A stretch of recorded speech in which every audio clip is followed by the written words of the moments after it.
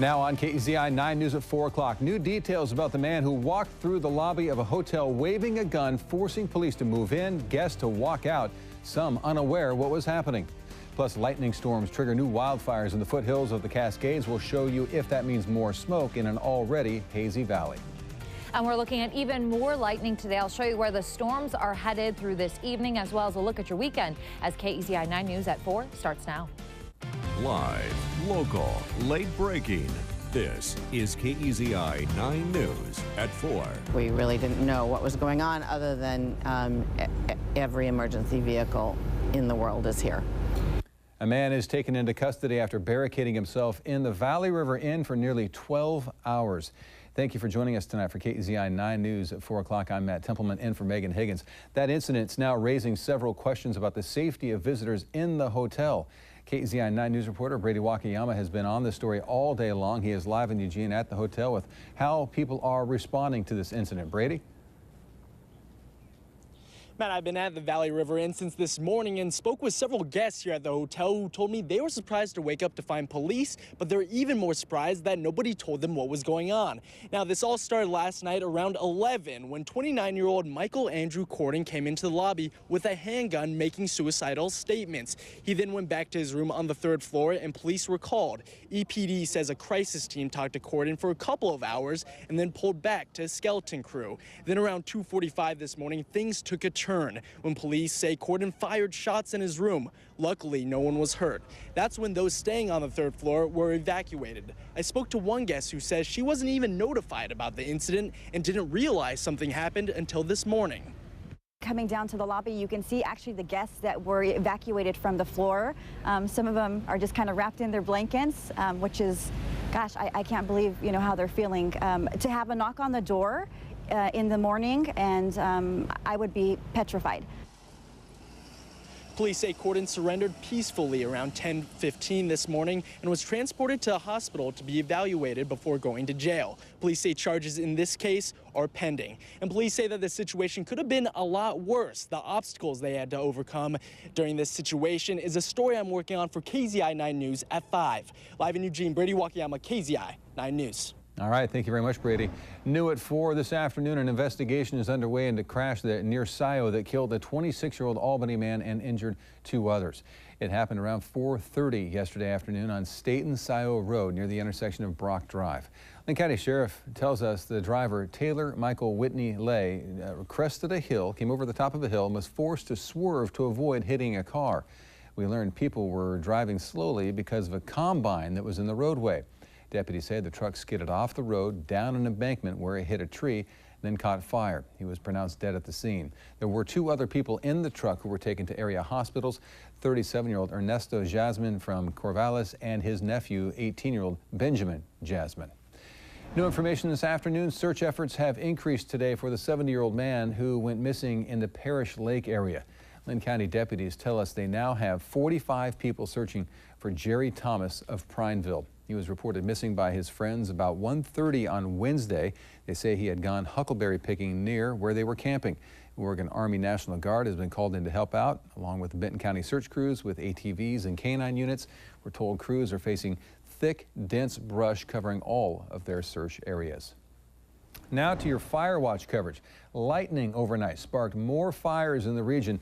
We have a crew on the scene of one of those fires to learn more about just how many new ones firefighters are dealing with. In Douglas County, a level 1 evacuation order is in effect starting from Moore Hill Lane to the community of Dry Creek. That's right along Highway 138 East. A level 1 order means people need to be prepared and closely monitor the fire danger. Meantime, lightning strikes started 8 new fires near Detroit, according to the Statesman Journal. That's near where the Whitewater fire continues to grow. The Whitewater fire is now burning more than 5,800 acres, and that fire is still 0% contained. Near Crater Lake, crews are making progress on the Spruce Lake fire. It's burned more than 4,600 acres and is 31% contained. There are nearly 400 people working on that fire. West Rim Road and some other parts of Crater Lake are still closed. The Rebel fire has now grown to nearly 1,000 acres and it remains 0% contained tonight. It's burning in the Three Sisters Wilderness. This fire started a week ago about 13 miles south of Blue River and has closed several trails, campgrounds, and roads. Crews say they expect the firefight there to be a long-term event. Now let's head to Storm Tracker 9 Chief Meteorologist Marissa Walzon, who has the very latest on those dry conditions and a look at the air quality that is being affected by those fires. So Marissa, what can we expect? Well, Matt, we are still looking at dry weather outside. We did have some thunderstorms actually move into the Willamette Valley last night, bringing some rain, but it was pretty much only in some isolated areas. We've mainly stayed dry, and air quality, though, is on the better side. Winds are more out of the northwest today, so air quality this afternoon is in the good to moderate range, but not any farther than past halfway in the moderate range, if that makes sense. But again, we're seeing a nice improvement in air quality. Unfortunately, though, we have more thunderstorms outside tonight. We do have a red flag warning in place for the Umpqua National Forest through 11 o'clock tonight because conditions are very favorable. If a fire were to spark, it could spread very, very quickly. We have a lot of dry fuels out there. You can see the thunderstorms tonight mainly into the Cascades, but they are actually working their way to the north. So unlike yesterday where things were moving from the east to the west, things are moving from the south to the north this afternoon and evening. So the thunderstorms will stay in the mountains as we move through the next couple of hours. A live look over Eugene. Things are looking a little bit bluer, still a bit hazy off in the distance, but we're able to see a few more foothills, and we'll see even better conditions as we get through the next few days. But I'm expecting cloudier, cooler temperatures and even a slight chance for rain this weekend. I'll have more in just a bit. Matt? Yeah, that would be a change. Thank you, Marissa. All right, covering Oregon now, a historic firehouse in Portland is gutted thanks to an early morning fire today. And now, as Christine Petawanich explains, firefighters are trying to figure out what started that fire. This is what Fire Station 2 in Portland used to look like in its heyday. But for years, it has sat empty. Then early Friday morning, the historic piece of Portland history caught fire. Smoke was, it was blowing in my face. And so I tied a bandana around my eyes and my nose and my mouth. This woman, who wants to be known as Kat, is blind, but she could smell the smoke, hear the engines, feel the heat from across the street. Portland fire officials say calls came in around 4:30 a.m. When crews arrived, they couldn't go in. It was too unsafe, especially since fire burned through the second floor and flames were coming out the windows. It's unreinforced masonry, and so that adds to the unsafe building portion, because under fire conditions, the floors are going to fail, the walls could fail, the building could fail. So firefighters battled the flames from the outside. It didn't take long for crews to get a handle on the fire. Crews did a couple of searches and did not find anyone. There were no reported injuries. That's Christine Petawanich reporting. Now, one witness says she heard there may have been people camping at the site last night. All fire officials could say is they're investigating and looking into a cause. In Ashland, a fire at an auto body shop is under investigation. The fire started in the painting booth and quickly spread. It started just before 1:30 yesterday afternoon. Firefighters arrived on scene in just less than 5 minutes. Took them about 20 minutes to knock it down. One employee at the shop says they're glad the outcome wasn't much worse. Nobody got hurt. It didn't burn down the whole shop. I think that was kind of the initial thought, like, okay, Anderson's is done. But it's just a paint booth, and we can still do work and whatnot. However, it was dangerous as could be. You've got gas lines going. He says they are coordinating with other shops in the area while they work to get a new paint booth. If crews hadn't been there so quickly, firefighters say it could have spread to an overgrown field nearby, which could have threatened several homes. An earthquake hit off the coast of Oregon today. The National Weather Service says, or the U.S. Geological Service probably says, the 4.5 magnitude quake hit about 115 miles northwest of Eureka, California this morning. No injuries or damage have been reported. Portland Public Schools have a new superintendent today. Guadalupe Guerrero, the current deputy superintendent for San Francisco Public Schools. Now, the school board voted this morning to hire Guerrero. He's expecting to begin work in the next coming weeks and says he's thrilled to help move the Portland public school system forward. Portland Public Schools is at a critical juncture.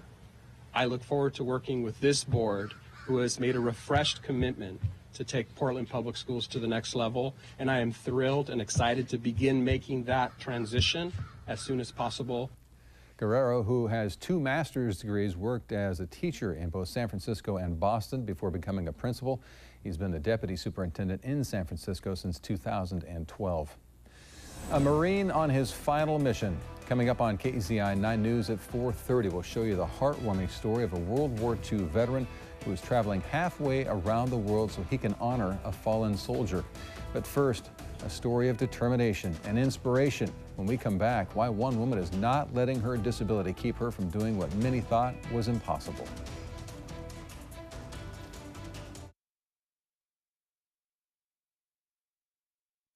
Live, local, late breaking. This is KEZI 9 News at 4. Now to an amazing story of determination and strength. A woman is hiking the 2,600-mile Pacific Crest Trail by herself, but that's not even the amazing part. As Pat Doris found out, Stacy Kozel is actually paralyzed from the waist down. You look fabulous. You look really great. Yes. When Stacy Kozel is not on the Pacific Crest Trail, people want to meet her. Best of luck. Thank you so much. You're welcome. Thank you. Good luck to you. Thank you. They can tell there's something up with the way she walks, with the heavy metal braces and the stiff knees. But many have no idea she's paralyzed from the waist down. Because I'm paralyzed, I think maybe the healthier me might not have gotten through because I think I would have taken more chances. Today, she met Jay Rawls. He's hiking the PCT South. His parents from Eugene came to celebrate his completion of Washington. Well, there's lots of animals up north, so you'll enjoy it. Indeed, she will. Stacy is 42 years old. Her body has battled the autoimmune disease lupus since she was a teen. It flares up and damages nerves. The last happened in 2014. Within a couple of days, lost all mobility, even my arms. I couldn't sit up. I couldn't lift my head up. I couldn't do anything. It took like 2-3 people to fight with my body because it was real tense, and to get into a seated position to transfer me into a chair. She often uses a wheelchair at home, but for more than 4 months now, it's just her and the braces and her trekking poles. And I'm able to balance better, and the more actually I'm out on these trails, I continue to force myself to learn how to balance, and these trekking poles help me a lot with my balance, so I can really lean into something like the tougher terrain. I really depend on the trekking poles and my arm and shoulder strength, but mostly everything's going for my arms. She's hiking alone and says yes to chances to socialize. Someone from the Cascade Locks Ale House invited her to drop by. Thank you. Thank you. Out on the trail, she's much slower than everyone else. She works at staying positive, focusing on what she's able to do instead of what she's not. I try not to live there too long if I do go there.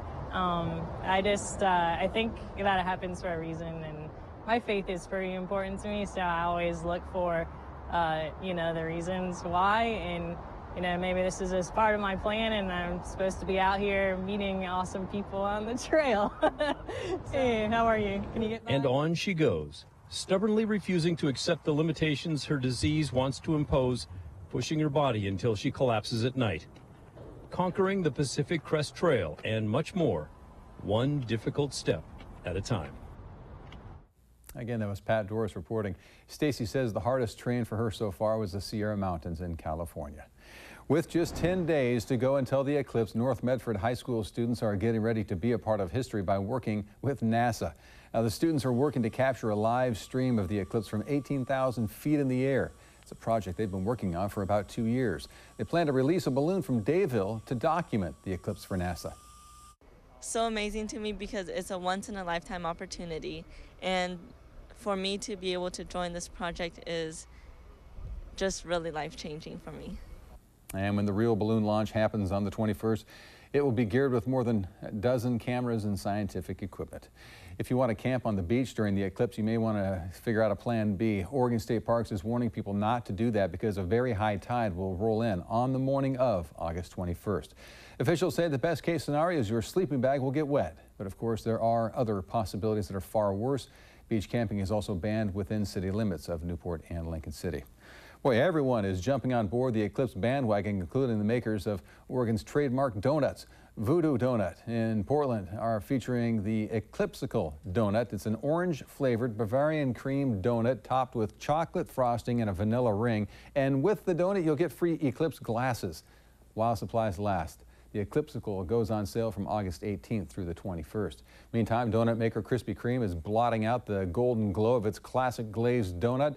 On the 21st, while the eclipse is visible in parts of North America, participating Krispy Kremes will lay a chocolate coating over its original glaze. The company will preview its temporary move to the dark side on Saturday and Sunday evening before, or the weekend before.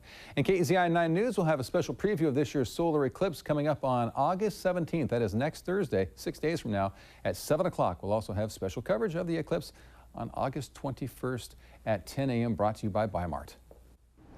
Ooh, I hope we're going to have donuts. They all look so good. Here's a look at your festival forecast for the Scandinavian Festival for tomorrow. Expect temperatures to top out in the upper 70s, so cooler weather expected, and maybe even a chance for some sprinkles Sunday. I'll have a closer look at your forecast next.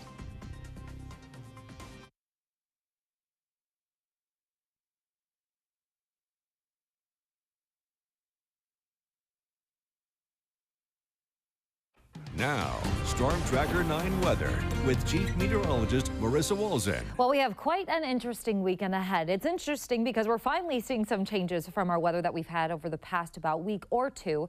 Along the coast, we do have quite a few marine clouds today. Also, even some patchy drizzle already, and that is going to be the trend as we move through the weekend, and maybe even things will pick up a bit on Sunday. Here's a live look over Coos Bay and North Bend tonight, looking at mostly cloudy skies. Once you travel north of Florence, seeing more of the drizzle there. In Roseburg, a completely different story. It's nice and dry here, and the skies are a bit bluer than what we've had. Air quality is improving. It's in the good to moderate range in most spots, but at the lower end of the moderate range. I do expect even more improvement as we get into tomorrow in terms of air quality. However, sky cover may look a little bit different. Right now, we're at 89 degrees, so it's cooler today than what we saw over the past couple of days.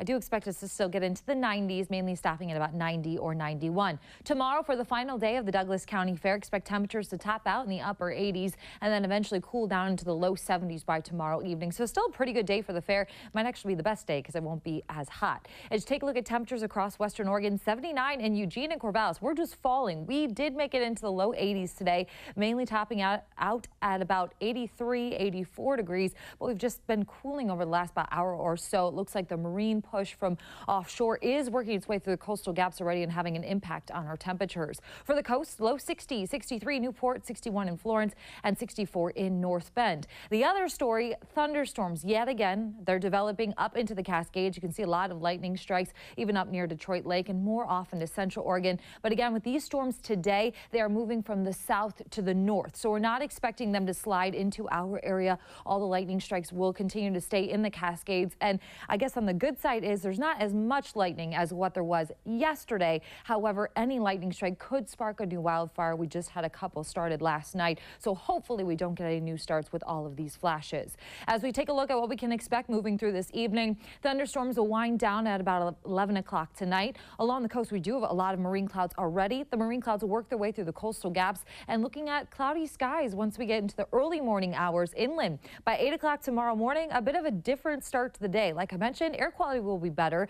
Sky cover, though, will be different. We'll have a lot of clouds to start off your Saturday, but eventually those clouds will break apart. Mostly clear skies by about 3 o'clock tomorrow afternoon and evening. And then by 6 o'clock, still expecting a lot of sunshine. But because of the clouds early, temperatures will be cooler as we move into tomorrow afternoon. Tonight, increasing clouds. Temperatures will be in the mid to upper 50s, even low 60s to start off your Saturday. For the afternoon along the coast, highs will be in the mid 60s, looking at partly sunny skies for your Saturday. The Umpqua Basin, clouds mainly in the morning and then becoming sunny. Highs will climb into the mid 80s tomorrow, so even a few degrees cooler than today, probably by about 5 degrees or so. The Cascades, expect your high temperatures to be in the 80s in the foothills. Across the passes, expect highs into the 70s. Also a few clouds early and not going to rule out a stray thunderstorm across the Cascades tomorrow. Finally, for the Willamette Valley, low 80s, clouds in the morning, then sunshine for the afternoon. 7-day forecast along the coast that we're still watching that storm on Sunday for now, bringing drizzle in, especially Sunday morning. But it may actually now be more of a steadier drizzle and may amount to more than just a trace of an inch. So that is for the coast, especially north of Florence. The Umpqua Basin, though, we will just see an increase in clouds. Cooler temperatures sticking around low to mid 80s all the way through about Tuesday. The Cascade passes. Tomorrow will be the final day for a thunderstorm threat. Otherwise, sunshine following that. And finally, for the Willamette Valley, I did bring in a slight chance for some showers as we get into Sunday. Best chance will be north of Corval. So if you have plans to head up to Portland, you have even a better chance to see some light showers there. But nonetheless, cooler temperatures and cloudier this weekend. And I think that's going to be a welcome sight for a lot of people. I think I'd like to see a little drizzle. Me Knock down too. some of this haze and everything else. It'd be good. Grass can use it. All right, thank you.